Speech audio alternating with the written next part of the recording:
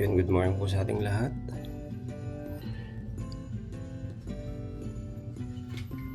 Araw po ng Merkules. At grabe ang snow sa labas.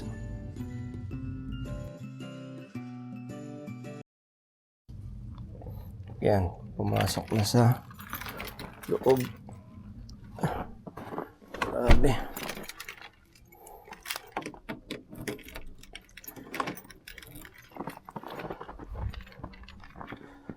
Kapal ng snow natin.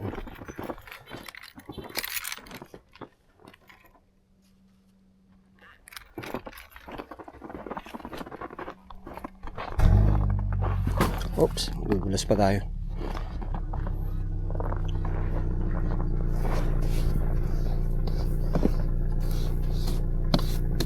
So meron pa po ito, no?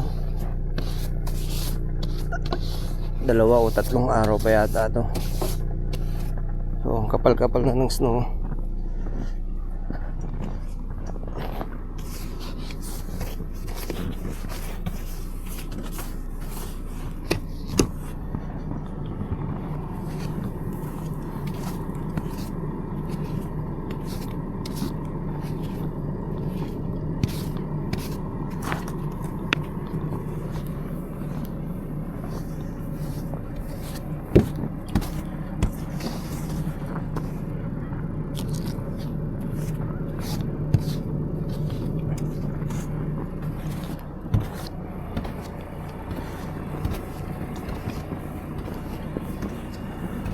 Yan, kapag po ang sasakyan mo ay front wheel drive lang, nako,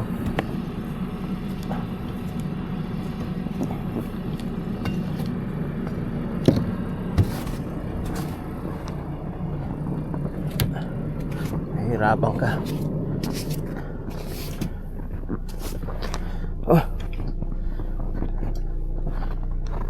Sundin na. Dudulas tayo.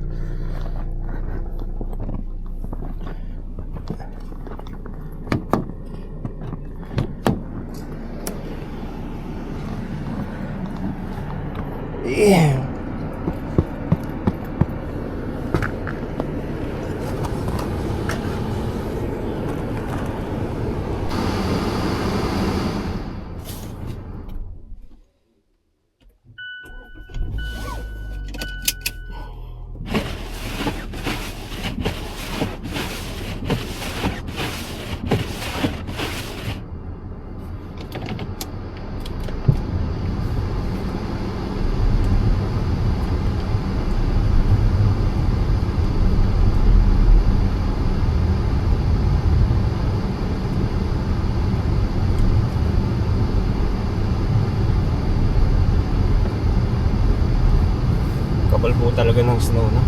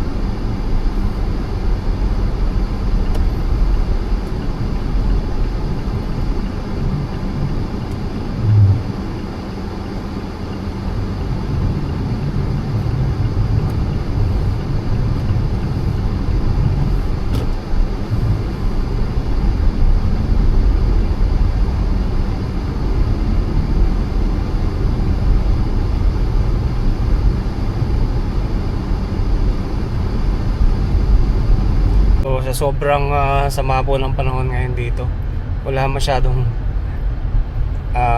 bumabiyahe kasi lahat nababalahura. Yung iba nagpapalinis na ng bakuran nila, no? So yan po yung daan natin, no? Malinis na malinis. At ako'y yung baba ko rin, yung ilalim ng sasakyan ko, medyo nagkandabasag-basag na rin yung niya, yung cover na. Tapos mamaya meron pa tayong 4 ko lang alam kung makakauwi pa tayo. Dahil dire-diretso yung bagsak ng snow. At yung ilalim natin medyo nawasak na. At baka mabalahura din tayo, no? At napakadulas pa din ang daan. Tahimik yung kalye natin. Mga ilan-ilan lang, yung mga nakatrack lang halos yung makikita mo sa daan. At ayun, sana no, hindi na magtagal tong snow na to. Kung hindi, yari tayo, nahihirapan tayo. Buti kahapon nakabili na tayo ng konting grocery natin.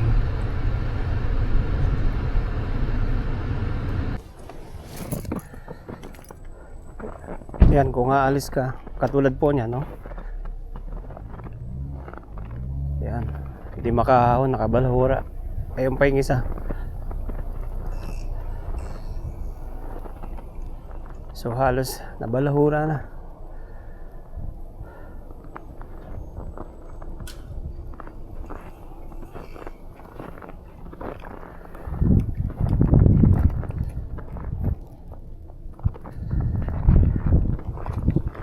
Grabe nangyari talaga.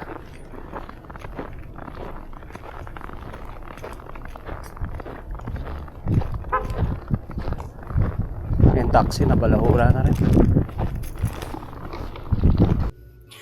So try natin tulungan sila, no?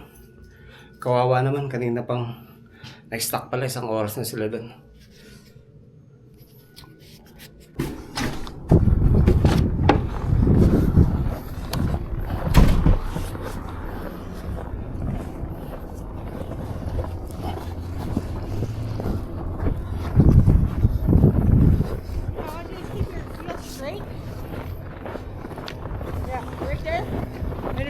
Rock it out, okay?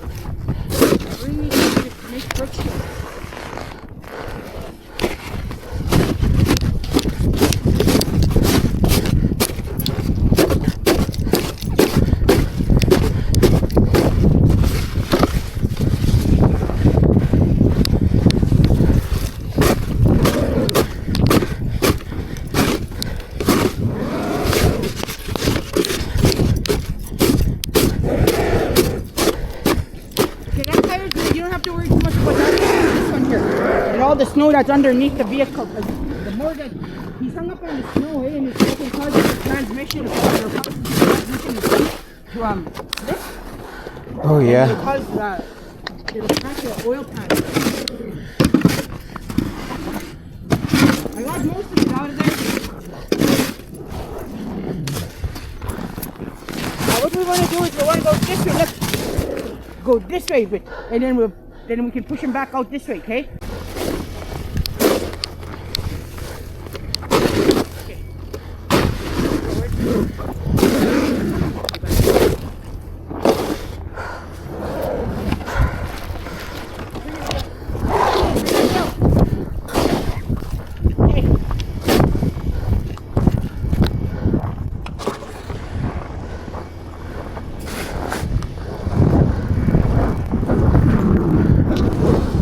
Don't. You're digging your tire in. You're digging your your tire and don't. Stop.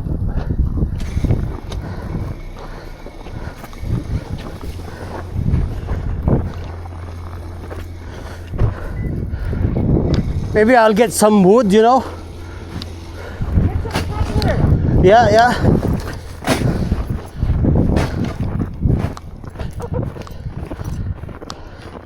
Di kaya.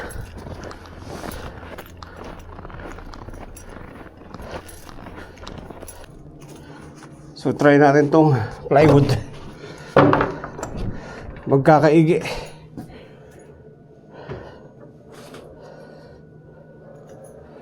Sana magkaigi.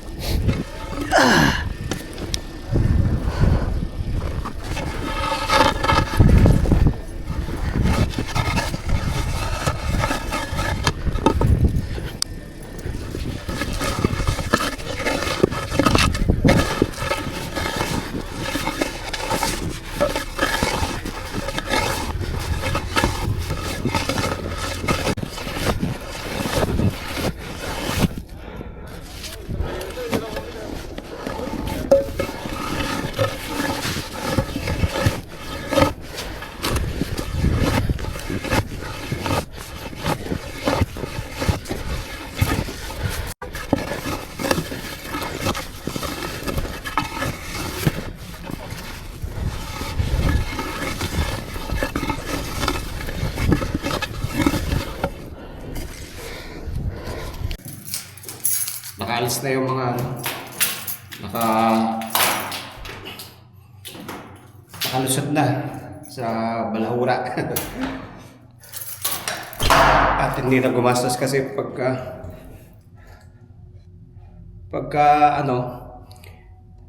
tumawag pa sila ng maghihila dun, medyo may kamahalan, no? So at least nakaalis na sila. Tapos dito tayo sa rooftop. So ito yung snow na inaapakan natin. Ayan. Ganun kakapal. So yung paligid natin, hindi talaga magkakaigi, no? Pagka front wheel drive lang yung sasakyan mo. So tuloy-tuloy lang yung snow. So inaapakan natin sa rooftop ngayon. Ayan. Op, madulas. Chine-check lang natin. Grabe, oh. Kahit dito sa taas. So wag na tayo pupunta doon. Dito lang tayo.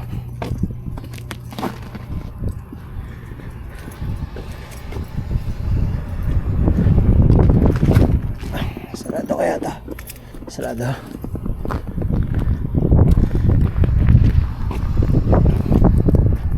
So wala ka nang halos makita. Naapakan natin dito. Basang-basa na tayo. Pasok na tayo.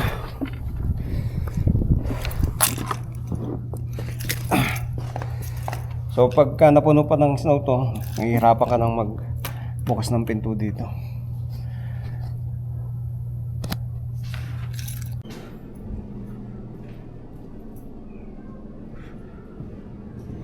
So ito muna ang gagawin natin. Namulat ako sasabihin ko eh. Dito tayo ngayon sa 1608. Ingay na ito. So kailangan ito malagyan ng ano. So halos pinapalitan na lahat ng carpet, no? Kasi pangit nga naman talaga yung carpet. Puro truck ang makikita natin kasi hirap na hirap yung ang tawag nito, yung sasakyan na SUV lang or yung kotse lang.